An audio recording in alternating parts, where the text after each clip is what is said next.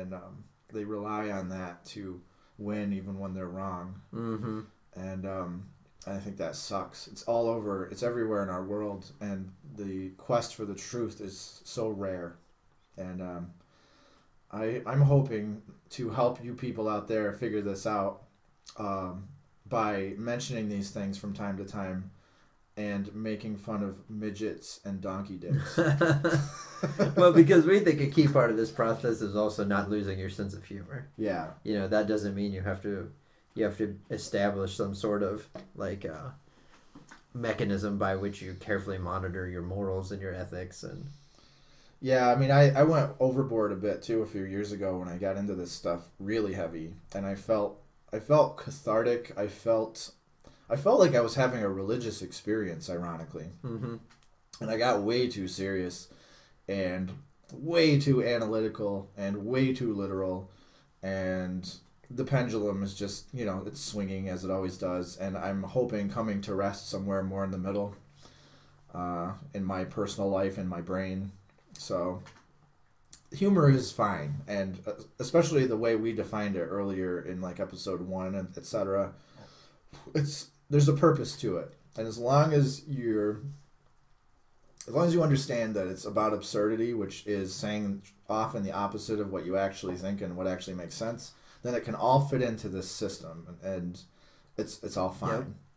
So I think the most ideal life to have is one where you can laugh, have a really good tribe, which is another thing I'll get into sometime, because tribalism oftentimes is a very bad thing, but I don't think always. Like, it's a double-edged sword. You can laugh, have a really good tribe, and have a really well-developed bullshit detector. And any one of those things on their own is dangerous. I think all three put together is how you have a great life. So, I mean, let's say you have a great bullshit detector, but not the other two. You're a literal douche. That's a distinct danger. Now, you need to be prepared for. If you laugh a lot, but you don't have the other two, you are another kind of douche. And if you have a tribe, but not the other two, you're a scary monster. A lot of the time. You just have this reinforcing mechanism that just can go fucking haywire, I bet. Yeah, that's headed toward cult territory when that happens. So yeah, like I'm glad we got into all this stuff because I think it's really interesting, and it's not the greatest fodder for humor, but I think it's important, and I'm gonna use it in a way to like point and laugh at bullshit artists. So in that way there'll be some funny coming out of it. You know what, though, when you teach about hypothesis testing and whether or not a variable is something, or whether or not a hypothesis is actually scientific, or the variables are scientific, you can be pretty funny about it. Like, if your null hypothesis is something, I don't know. Yeah, Jesus, nothing's coming to me. All apples are homosexual. I don't know. I can't think of something like that. Something that just doesn't make sense. Like, all Socrates are homosexual. Oh, wait a minute. Well, that there you go. Well, go on anyway with your null hypothesis thing.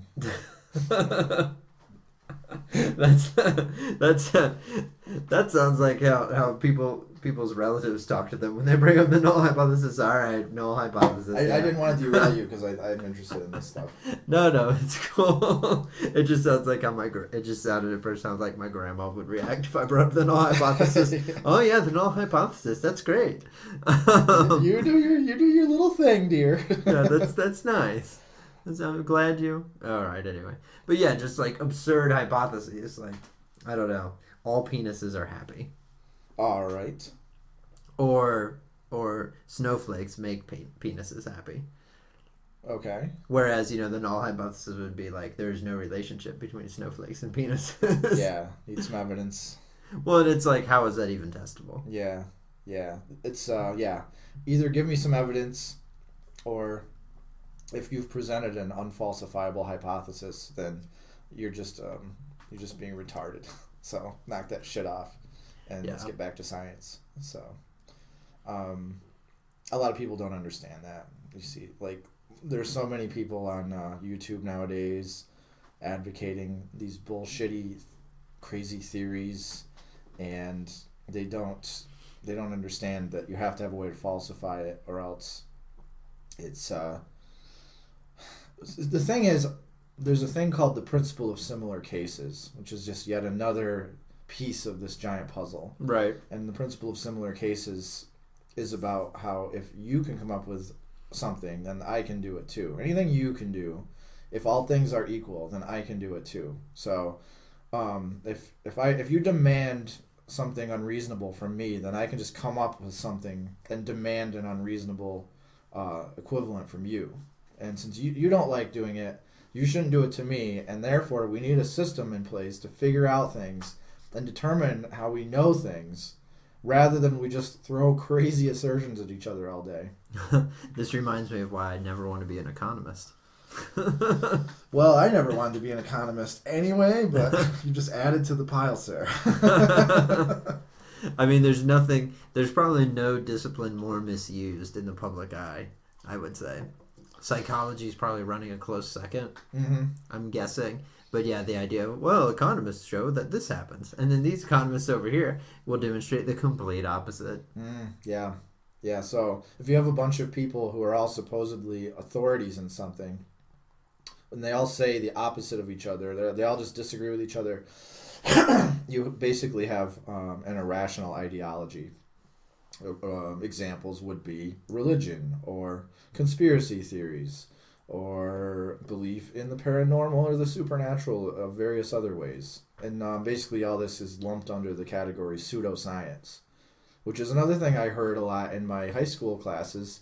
And it's like, okay, there's a word called pseudoscience. I'm going to go over here now. Like, I didn't really think about it. I didn't really understand it. I didn't know that it was related to critical thinking and how to make a logical argument and all these other things. And it was just sounds that you made with your mouth. And you occasionally wrote down on a test in order to fill in a blank and get a check mark instead of a red X. Right.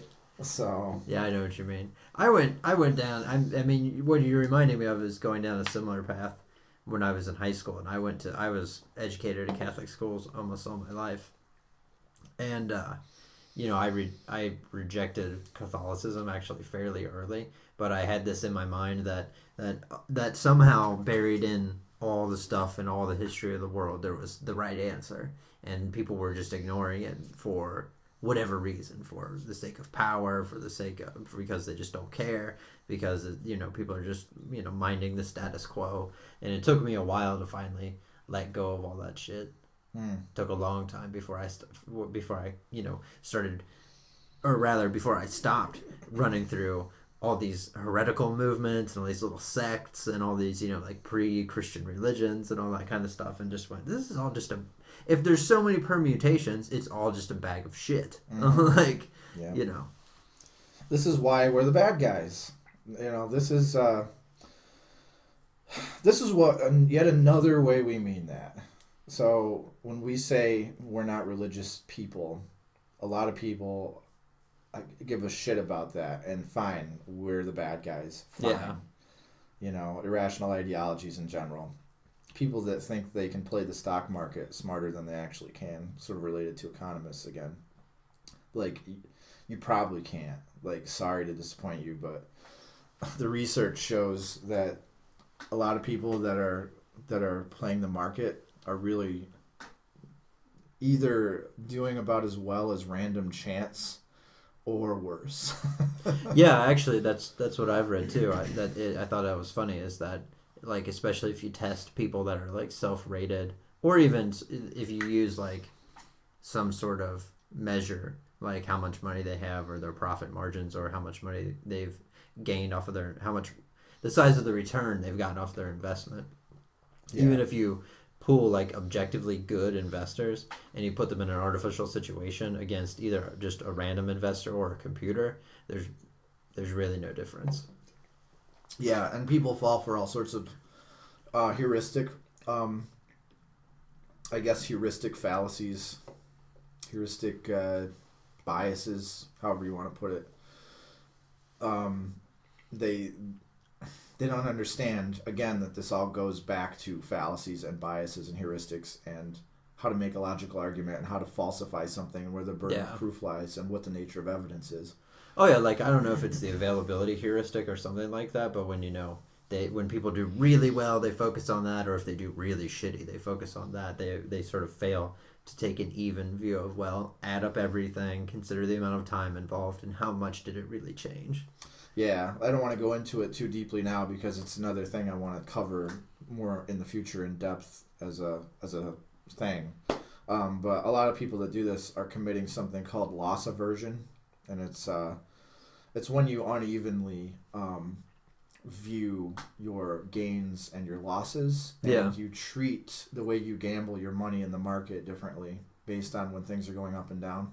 Oh, okay. And I think there's something called risk aversion, which is closely related to it. I'll have to read up on that one again. But people don't even know these terms exist, and they jump into these activities they want to engage in. And, I don't even try to stop people most of the time anymore.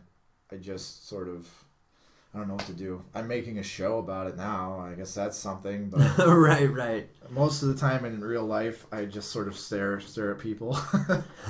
Oh yeah, like at my wife's job, she's telling me that people talk all the time about like their strategies for how they invest their 401k, and it's like, oh, I moved all this money over into this particular investment sector. Oh, and this is my magic formula that I'm using of how I distribute my savings to maximize my retirement. And it's like, we just picked a fund and we just put money in it. Yeah. You know why? Ceteris paribus. Like, all else being equal, it's probably going to be fine. Mm-hmm. Like, the amount of error that we'll get into, it's probably pretty small.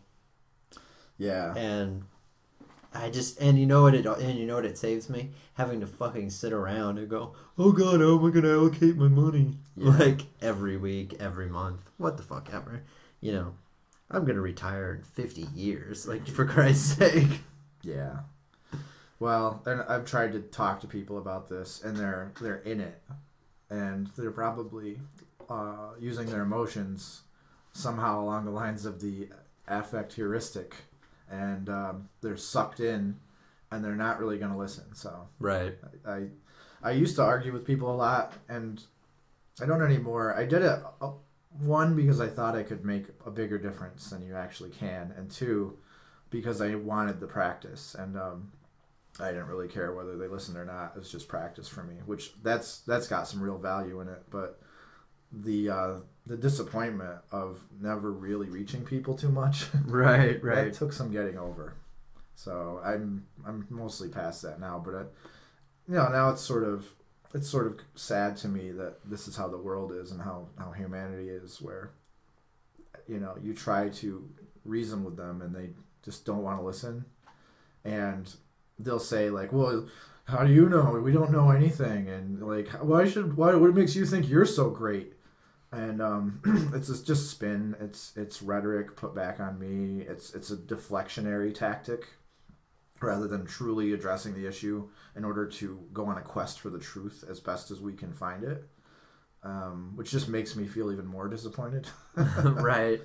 But I just pulled back out of it a lot for the most part. And the reason why I think I'm better than you are, person out there, is because I follow the null hypothesis and you don't. And I make no apologies for that.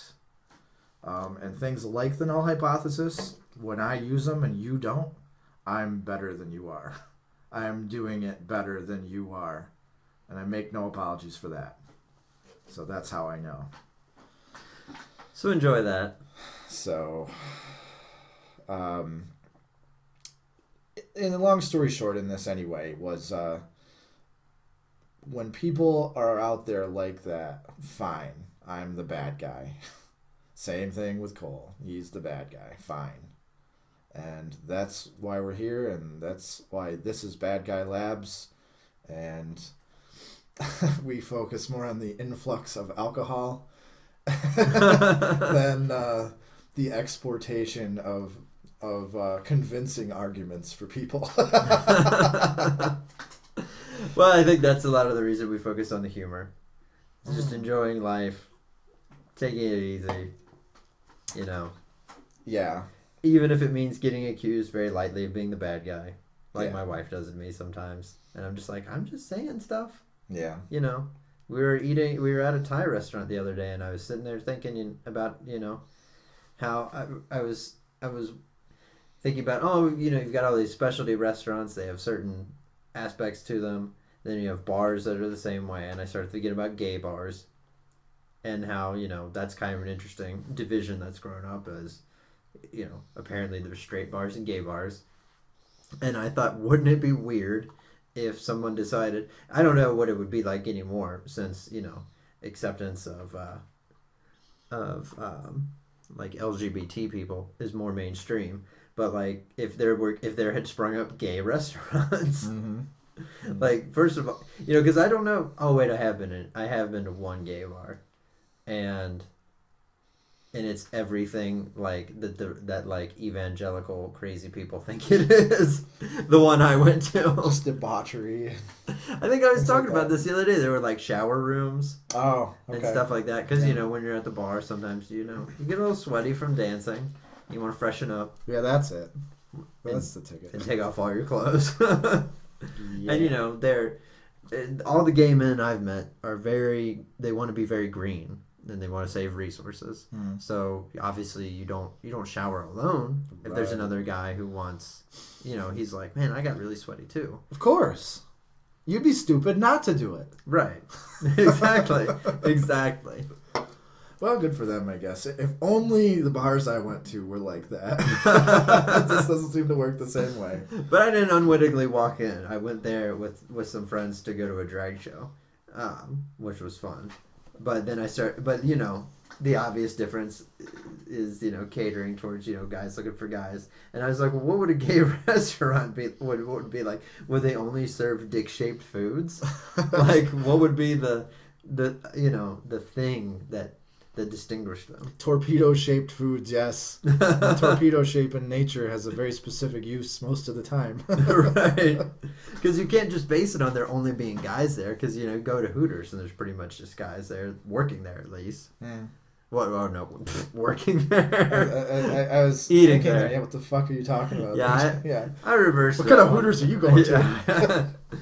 This is an owl-themed restaurant? Well, shit, they use the owl, too. God damn it. Yeah, I went into Hooters once, like, hoping for lots of owl stuff because I'm really into fucking owls. There's like hardly any owls to be found. Like, God damn it. False advertising, I yelled. False advertising. I expected people in owl suits to serve me food and take my order. Well... I wonder if we could get in trouble for copyright infringement if we started that restaurant. If you called it Hooters, but it was owl themed? Yeah. I think they'd probably sue you. Yeah. Well, we'd have to... maybe we could change the name. I don't know. I'm going to work on this one. Mm-hmm. I'm going to work on this one. I don't know. Well, I do like where you're going with the nothing but dick-shaped foods restaurant. Desserts, there's banana split. Yeah. A lot of pickles. A lot of pickles and hot dogs. Hot dogs, Twinkies. I guess various kinds of like zucchini products. I don't know. Shit, what else would you serve? I don't know. Popsicles? Yeah, popsicles are dick-shaped. And the neat thing about them is you can really make them dick-shaped. Well, that's true. That's true. What the fuck else is out there? I don't know. Sausage. Well, yeah. But I guess I thought that when I thought of hot dogs. Yeah. Same thing. Tube meat in general. Tube meats are varied and many. We'll say cured meats for the sensitive ears out there. Yeah, because we give a shit about them. Yeah, I'm sure there are a lot more. There has to be somebody out there that's a connoisseur of dick-shaped foods. Well, I remember seeing that movie, what was it, Superbad, where that kid just drew dicks all the time. Yeah. And he, like, at one point his parents, like, forbade him from eating any dick-shaped foods, and it really fucked his life up. 'Cause he said there's, like, a lot of dick-shaped foods, and they're all the best ones. I mean, if that's true, I'd eat at that restaurant. Like, if that kid is correct, and all the best foods are dick-shaped... Right. I'm there, dude. I guess I should have assumed that like Johnny Rockets was a gay restaurant. I'm trying to think of what he would, because everybody's like, what would you name a gay bar? I'll be like, I'll do you one better, sir. What would you name a gay restaurant? What would you name a? Because I assume you're talking about guys. That's my default. Yeah. What would you have and like serve in / name a lesbian restaurant? See, I couldn't think of very much except for tacos and a lot of fish. Tacos, yeah. I could see how the breaded clam sign would get easily like rearranged. The lesbian one defeats me more. I just don't know as far to go with it. I don't know if it's because I don't know. The billboard, would say snatch of the day. But the SN would sort of blink in and out. I don't know why, that just seems funny. What? Women would constantly be telling their waitresses that they'll have the Phyllis Diller special. Oh! Motherfucker. Yeah, we're almost out of time and we're not getting into Chinese restaurants, motherfucker. God damn it. Make your time, gentlemen.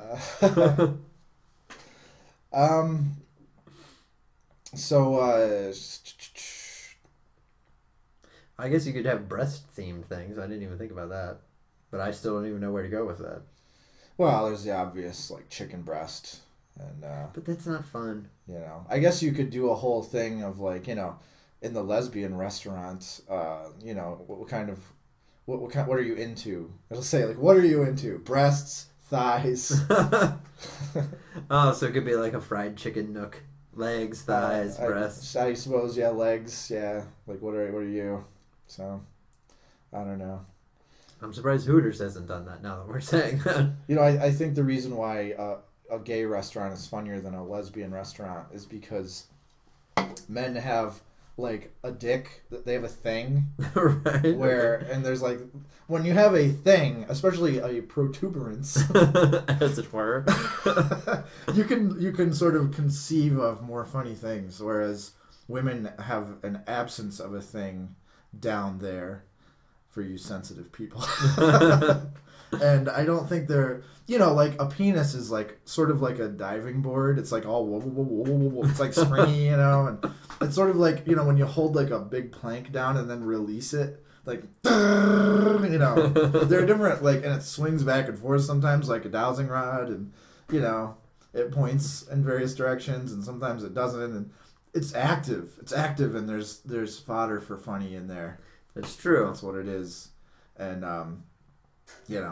then when you talk about female genitalia, I guess it's just more, it's internal, and there's no weird swingy things down there, and there's no pendulous testicles, usually one lower than the other. Like, just, it's all odd. On a man, it's all odd and funny, and I think that's there's where space to be filled. That's where the funny comes from. So you can carry things around. Like a pocket. Yeah. Or perhaps that's actually what a Chinese wheelbarrow is. Oh. We're both winners this week, folks. I could see the look on your face. You were searching for something. I was.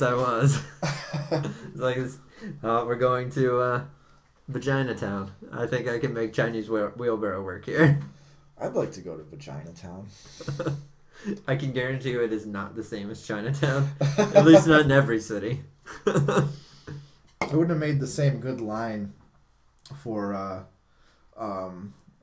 who's the actor who, Robert De Niro, when he said, I'm taking you down to Chinatown. It wouldn't have been, maybe it would have been better, I'm not sure. We'll leave it up to everyone to decide. If he had said, I'm taking you down to Vagina Town. That would be the much more honest name of the lesbian restaurant. Vagina Town. I don't know. So if there's anyone out there that still likes us and wants to send us a friendly email, you can do so at badguylabschannel@gmail.com. There's one now. What do you know? That's fucking weird. I don't know why that made me laugh so much.